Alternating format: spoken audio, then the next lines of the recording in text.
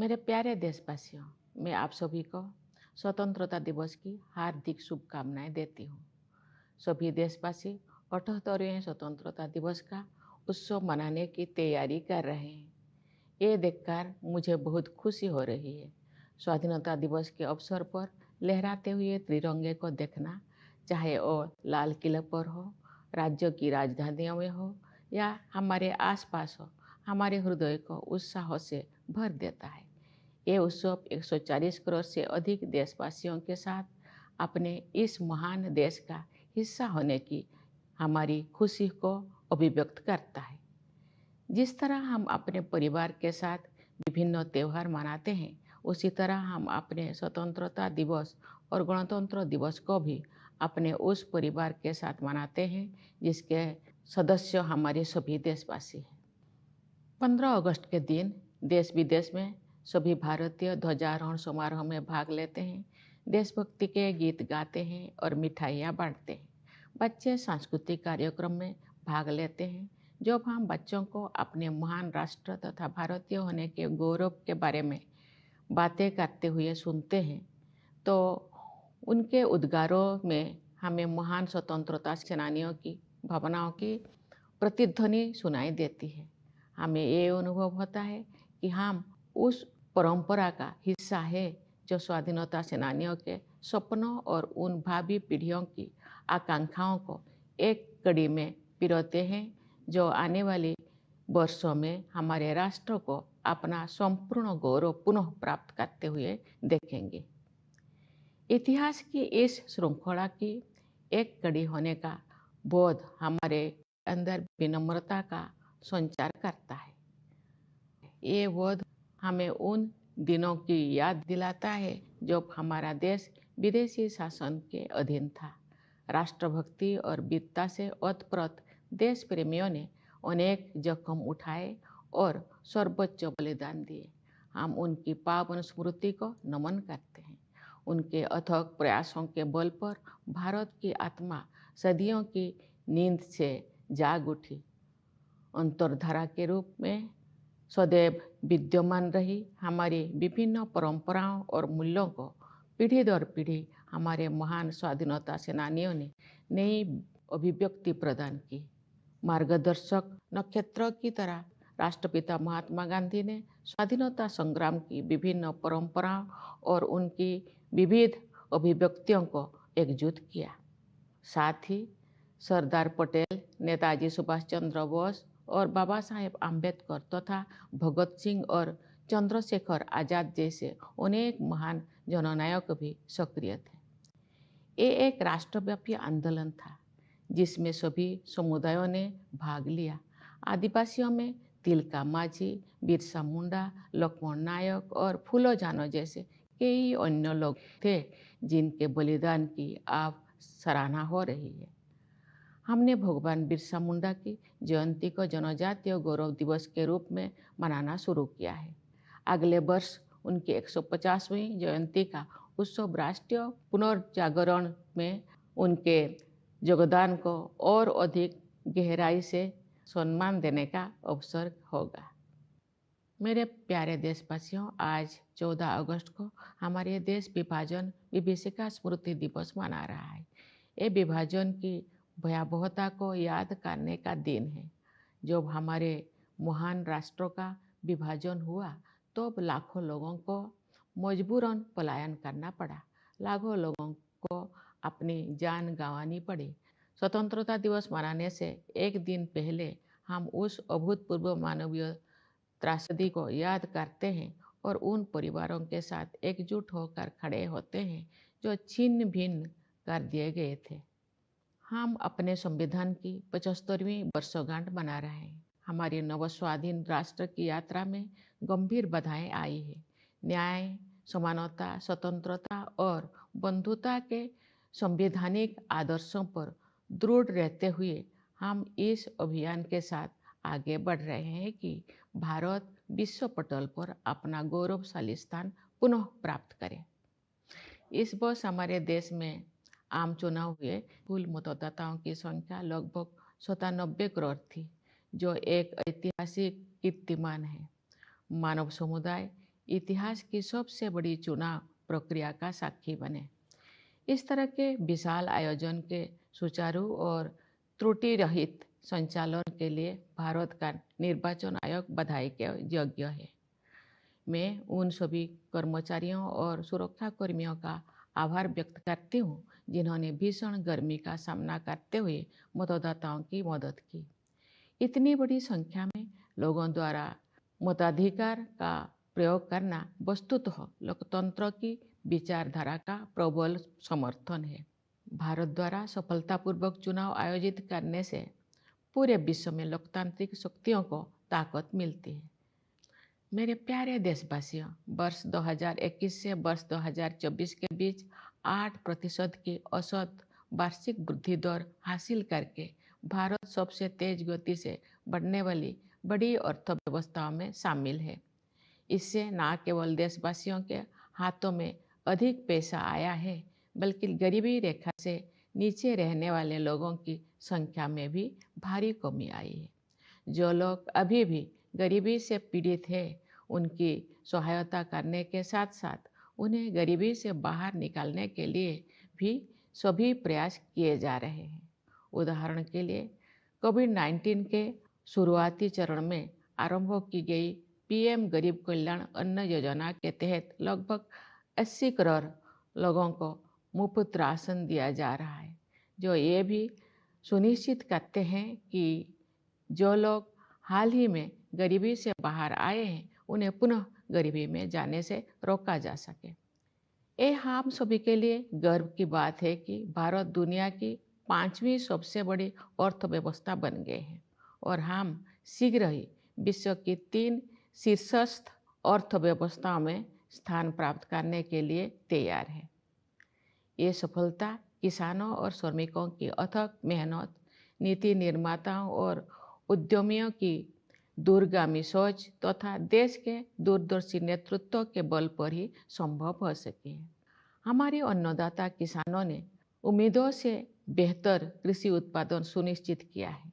ऐसा करके उन्होंने भारत को कृषि क्षेत्रों में आत्मनिर्भर बनाने और हमारे देशवासियों को भोजन उपलब्ध कराने में अमूल्य योगदान दिया है। हाल के वर्षों में इंफ्रास्ट्रक्चर को काफ़ी बढ़ावा मिला है।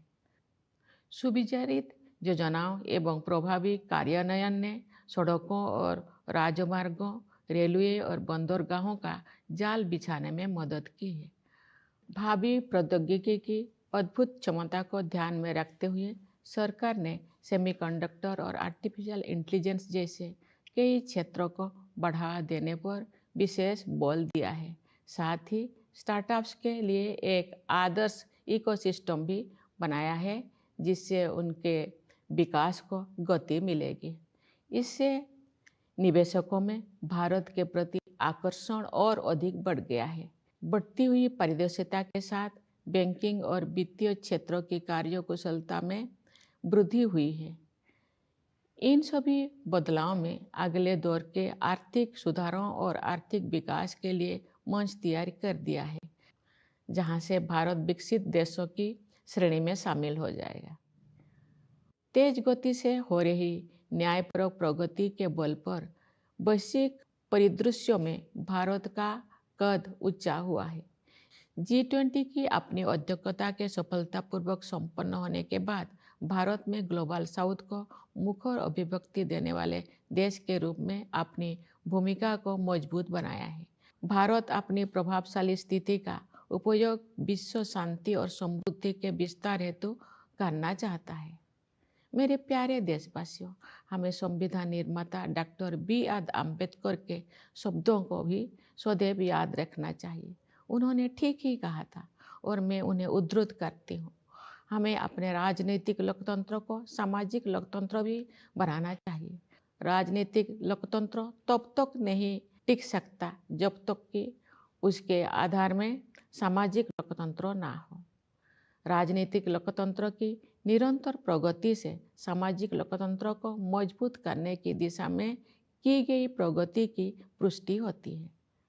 समावेशी भावना हमारे सामाजिक जीवन के हर पहलू में दिखाई देती है।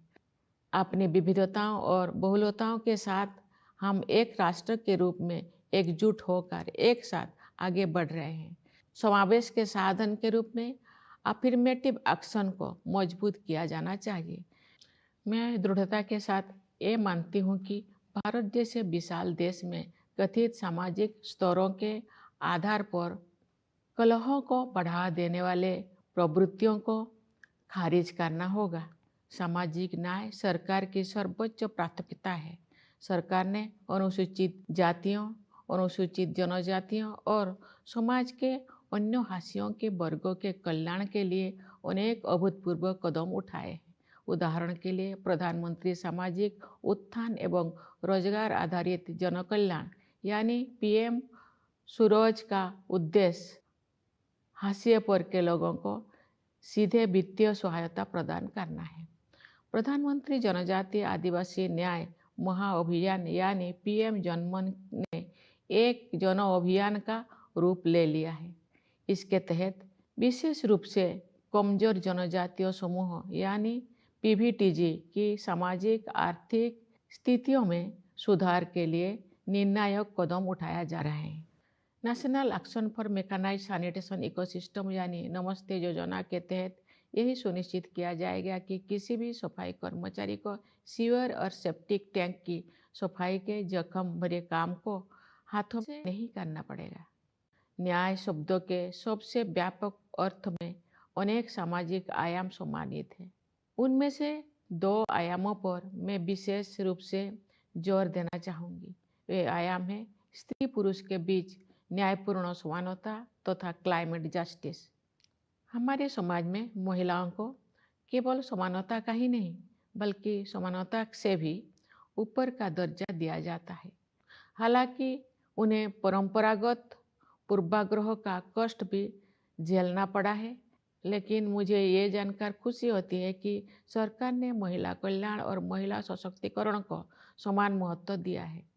पिछले दशक में इस उद्देश्य के लिए बजट प्रावधान में 3 गुना से अधिक की वृद्धि हुई है। श्रमबल में उनकी भागीदारी बढ़ी है। इस संदर्भ में जन्म के समय बेटियों के अनुपात में हुई उल्लेखनीय सुधार को सबसे उत्साहजनक विकास कहा जा सकता है। महिलाओं को केंद्र में रखते हुए सरकार द्वारा अनेक विशेष योजनाएं भी लागू की गई है। नारी शक्ति बंधन अधिनियम का उद्देश्य महिलाओं का वास्तविक सशक्तिकरण सुनिश्चित करना है। जलवायु परिवर्तन एक यथार्थ का रूप ले चुका है। विकासशील देशों के लिए अपने आर्थिक प्रतिमानों को बदलना और भी अधिक चुनौतीपूर्ण है। फिर भी हमने उस दिशा में आशा से अधिक प्रगति की है। ग्लोबल वार्मिंग के सबसे गंभीर कुप्रभावों से पृथ्वी को बचाने के लिए मानव समुदाय द्वारा किए जा रहे संघर्षों में अग्रणी भूमिका निभाने पर भारत का गर्व है। मैं आप सभी से अनुरोध करती हूँ कि आप अपने जीवन शैली में छोटे छोटे किंतु प्रभावी बदलाव करें तथा जलवायु परिवर्तन की चुनौती का सामना करने में अपना महत्वपूर्ण योगदान दें। न्याय के संदर्भ में मैं ये भी उल्लेख करना चाहती हूँ कि इस वर्ष जुलाई में भारतीय न्याय संहिता को लागू करने में हमने औपनिवेशिक युग के एक और अवशेष को हटा दिया है। नई संहिता का उद्देश्य केवल दंड देने की बजाय अपराध पीड़ितों के लिए न्याय सुनिश्चित करना है। मैं इस बदलाव को स्वाधीनता सेनानियों के प्रति श्रद्धांजलि के रूप में देखती हूँ। मेरे प्यारे देशवासियों, आज के युवा हमारी स्वतंत्रता की शताब्दी तक के अमृतकाल को यानी आज से लगभग 1/4 सदी के कालखंड को स्वरूप प्रदान करेंगे। उनकी ऊर्जा और उत्साह के बल पर ही हमारा देश नई ऊंचाई तक पहुंचेगा। युवाओं के मनोमस्तिष्कों को विकसित करना तथा परंपरा एवं समकालीन ज्ञान के सर्वश्रेष्ठ आयामों को ग्रहण करने वाले नई मानसिकता का निर्माण करना हमारी प्राथमिकता है। इस संदर्भ में वर्ष 2020 से लागू की गई राष्ट्रीय शिक्षा नीति के परिणाम सामने आ रहे हैं। युवा प्रतिभा का समुचित उपयोग करने के लिए सरकार ने कौशल रोजगार तथा अन्य अवसरों को सुलभ बनाने के लिए पहल की है। रोजगार और कौशल के लिए प्रधानमंत्री की 5 योजनाओं के माध्यम से 5 वर्षों में 4 करोड़ 10 लाख युवाओं को लाभ मिलेगा। सरकार की एक नई पहल से 5 वर्षों में 1 करोड़ युवा अग्रणी कंपनियों में इंटर्नशिप करेंगे। ये सभी कदम विकसित भारत के निर्माण में आधारभूत योगदान देंगे। भारत में हम विज्ञान और प्रौद्योगिकी को ज्ञान की खोज के साथ साथ मानवीयतापूर्ण प्रगति के साधन के रूप में देखते हैं। उदाहरण के लिए डिजिटल एप्लीकेशन के क्षेत्र में हमारी उपलब्धियों का उपयोग अन्य देशों में टेम्पलेट के रूप में किया जा रहा है। हाल के वर्षों में भारत ने अंतरिक्ष अनुसंधान के क्षेत्र में अभूतपूर्व प्रगति की है। आप सभी के साथ में भी अगले साल होने वाले गगनयान मिशन के शुभारंभ की उत्सुकता से प्रतीक्षा कर रही हूँ। इस मिशन के तहत भारत के पहले मानव अंतरिक्ष यान में भारतीय अंतरिक्ष टीम को अंतरिक्ष में ले जाया जाएगा। खेल के जगत भी एक ऐसा क्षेत्र है जिसमें हमारे देश ने पिछले दशक में बहुत प्रगति की है। सरकार ने खेल के बुनियादी ढांचे के विकास को समुचित प्राथमिकता दी है और इसके परिणाम सामने आ रहे हैं। हाल ही में संपन्न पेरिस ओलंपिक खेलों में भारतीय दल ने अपना उत्कृष्ट प्रयास किया। मैं खिलाड़ियों की निष्ठा और परिश्रम की सराहना करती हूँ। उन्होंने युवाओं में प्रेरणा का संचार किया है।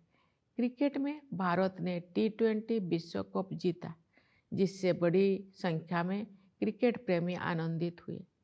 शतरंज में विलक्षण प्रतिभा वाले युवा खिलाड़ियों ने देश को गौरवान्वित किया है।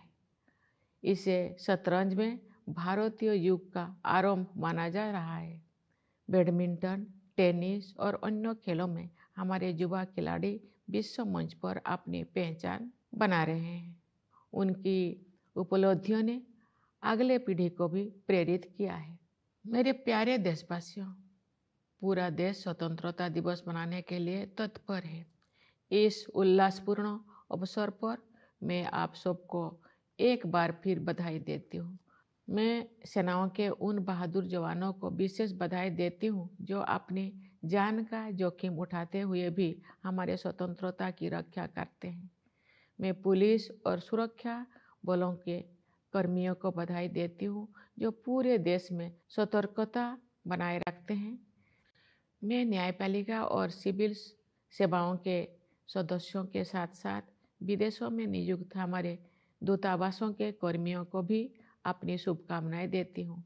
हमारे प्रवासी समुदाय को भी मेरी शुभकामनाएं। आप सब हमारे परिवार का हिस्सा है। आपने अपनी उपलब्धियों से हमें गौरवान्वित किया है। आप सब विदेशों में भारत की संस्कृति और विरासत का गर्व के साथ प्रतिनिधित्व करते हैं। एक बार फिर मेरी ओर से सभी को स्वाधीनता दिवस की हार्दिक शुभकामनाएं। धन्यवाद। जय हिंद, जय Bharat.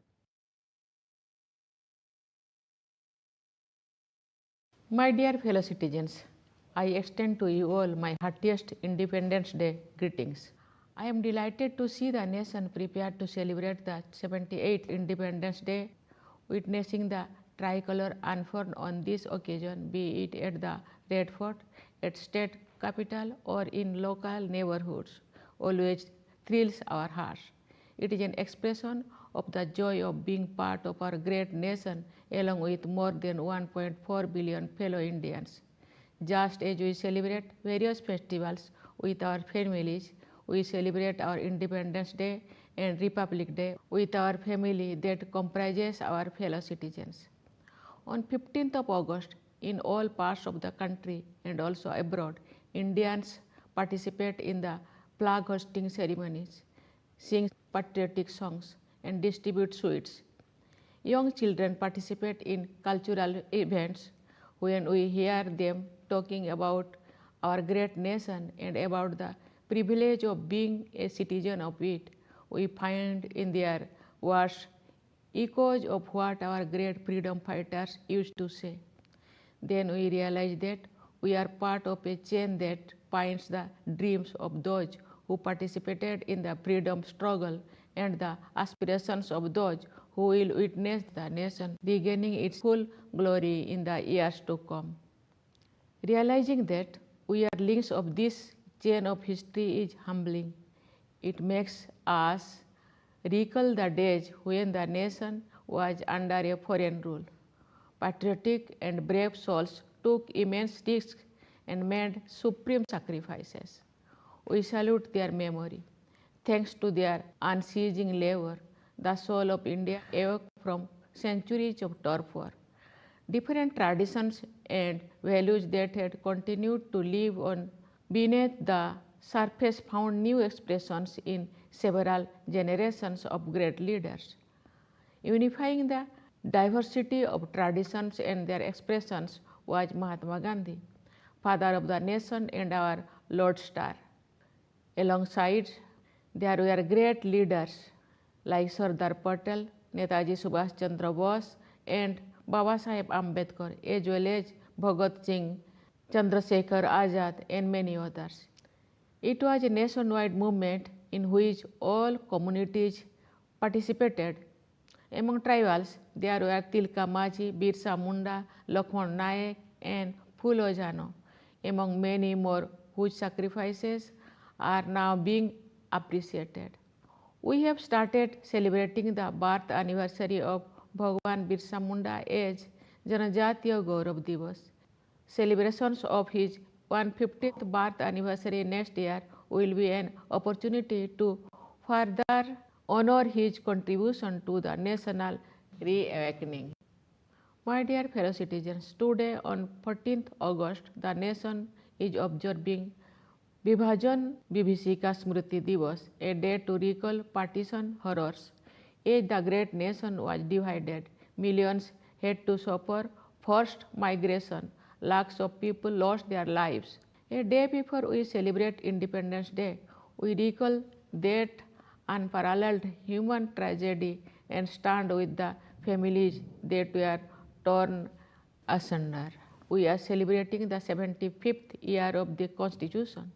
The journey of the newly independent nation was not without obstacles. Remaining firm on the constitutional ideals of justice, equality, liberty, and fraternity, we are on the mission to enable India to reclaim its rightful position on the global stage. As general elections were held in our country this year, the number of eligible voters stood at nearly 97 crore. This was a historic record, making it the largest electoral exercise humankind has ever witnessed. The Election Commission of India should be congratulated for the smooth and flawless conduct of such a gigantic event. I thank all officials and security personnel who braved the heat and helped electors when such a large number of people exercised their franchise. It is a resounding vote for the idea of democracy. India's successful conduct of elections strengthens democratic forces around the world. Dear fellow citizens, from 2021 to 2024, India has been among the fastest growing major economies with an average growth rate of 8% annually. This has not only put more money in the hands of people, it has also drastically reduced the number of people living below the poverty line. As for those who continue to suffer from poverty, all efforts are being made not only to provide a helping hand to them, but also to bring them out of it. For example, the PM Garib Kalyan Anna Yojana, launched in the initial phase of COVID-19, continues to provide free ration to about 80 crore people, which also ensures that those who have recently come out of poverty are not forced back into it. It is a matter of pride for all that India has become the fifth largest economy in the world, and we are also poised to become one of the top 3 economies soon. This has been made possible only by tireless hard work of farmers and workers by the farsightedness of planners and wealth creators and by the visionary leadership. Farmers or Annadata have ensured that agricultural production continues to beat expectations. With this, they have contributed immensely to making India self-reliant in agriculture and feed our people. Infrastructure has received a boost in recent years. Strategic planning and effective institutions have helped expand the network of roads and highways, railways, as well as ports. Considering the great potential of futuristic technology, the government has vigorously promoted a range of sectors such as semiconductors and artificial intelligence, while also creating an ideal ecosystem for startups which will propel their growth. It has made India an even more attractive investment destination. With greater transparency, the banking and financial sector has become much more efficient. All of these factors have set the stage for the next generation of economic reforms and economic growth that will catapult India among the developed nations. This rapid but equitable progress has given India a higher stature in global affairs. After the successful completion of its G20 presidency, India has consolidated its role as the voice of the global south. India intends to use its influential position to expand the scope of world peace and prosperity. My dear fellow citizens, we must remember the words of Dr. B.R. Ambedkar, the architect of our Constitution. He had rightly said, and I quote, "We must make our political democracy a social democracy as well. Political democracy cannot last unless there lies at the base of it social democracy." Unquote. The steady progress of political democracy testifies to the progress made towards the consolidation of social democracy. The spirit of inclusion pervades every aspect of our social life. We move together as a cohesive nation with our diversity and plurality. Affirmative action must be strengthened as an instrument of inclusion. I firmly believe that in a vast country like ours, tendencies that stoke discord based upon perceived social hierarchy have to be rejected. Social justice is a top priority of the government, and it has taken a number of unprecedented initiatives for the welfare of the scheduled caste, scheduled tribes, and other marginalized sections of society. प्रधानमंत्री सामाजिक उत्थान एवं रोजगार आधारित जनकल्याण, that is PM Suraj, for example, aims to provide direct financial assistance to the people from the marginalized communities. The Pradhan Mantri जनजातीय आदिवासी न्याय महाअभियान or PM Janman has taken the form of a mass campaign for critical intervention to improve socio-economic conditions of particularly vulnerable tribal groups, that is PVTGs.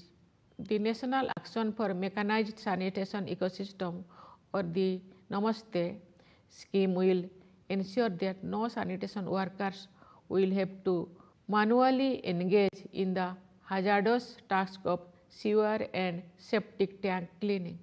The term justice taken in the broadest possible sense includes a variety of social factors. I would like to stress two of them in particular, namely gender justice and climate justice. In our society, women are considered not only equal but even more than equal. However, they have also suffered from traditional prejudices, but I am glad to note that the government has given equal importance to women's welfare and women's empowerment. The budget allocation for this purpose has more than tripled in the last decade. Their participation in the labor force has increased. The most heartening development on this front has been the significant improvement in the sex ratio at birth. A variety of special government schemes have also been designed keeping the women at the center. Nari Shakti Bandhan Adhiniyam is aimed at ensuring real empowerment of women. Climate change has become a reality. It is all the more challenging for developing nations to change their economic paradigm. Yet we have already made more progress in that direction than expected. India is proud to be at the forefront of humankind's battle to save the planet from the worst effects of global warming. I also urge you all to make small but effective changes in your lifestyle and contribute to the cause of dealing with the challenge of climate change. Speaking of justice, let me also mention here that in adopting the Bharatiya Nyaya Sanhita from July this year, we have removed one more relic of the colonial era. The new code is oriented towards ensuring justice for the victims of crime instead of focusing on punishment alone. I see this change as a tribute to the freedom fighters. My dear fellow citizens, the Amrit Kal, the ongoing period of a quarter century leading to the centenary of our independence, is going to be shaped by the youth of today. It is their energy and enthusiasm that will help the nation scale new heights. Cultivating the young minds and creating a new mindset that takes the best of the traditions and the contemporary knowledge is our priority. To this end, the National Education Policy launched since 2020 has already started showing results. To harness their talent, the government has come up with initiatives to facilitate skilling, employment and other opportunities for them. The Prime Minister's package of 5 schemes for employment and skilling with benefit 4.1 crore youth over 5 years. Under a new initiative of the government, 1 crore youth will be doing internship in leading companies over 5 years. All this will be a foundational contribution towards building Viksit Bharat. In India, we view science and technology as part of the quest for knowledge as well as instrument for humanitarian progress. Our achievements in the field of digital applications, for example, are being used as templates in other countries. In recent years, India has made unprecedented advances in space exploration. Along with you all, I also eagerly look forward to the launch of the Gaganyaan mission next year, which will take a team of Indian astronauts into space aboard India's first human space flight. The world of sports is another arena in which the country has made great progress in the last decade. The government has rightly prioritized the development of sports infrastructure, and it is showing results. The Indian contingent put up its best efforts in the recently concluded Paris Olympic Games. I appreciate the dedication and hard work of the players. They have inspired the youth. In cricket, India won the T20 World Cup to the great joy of a large number of fans. In chess, our prodigies have made the country proud. This is said to be the beginning of an Indian era in chess. In badminton, tennis, and other sports, our young stars are making a mark on the world stage. Their achievements have inspired the next generation too. My dear fellow citizens, with the nation all set to celebrate Independence Day, let me once again extend my greetings to you, particularly our brave jawans of armed forces who guard our freedom, risking their lives. I convey my greetings to the police and security personnel who keep vigil all across the country.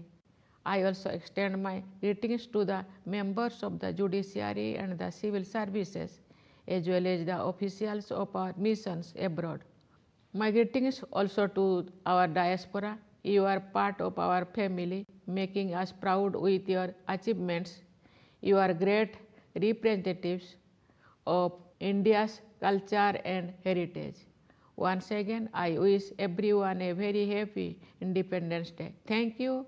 Jai Hind, Jai Bharat.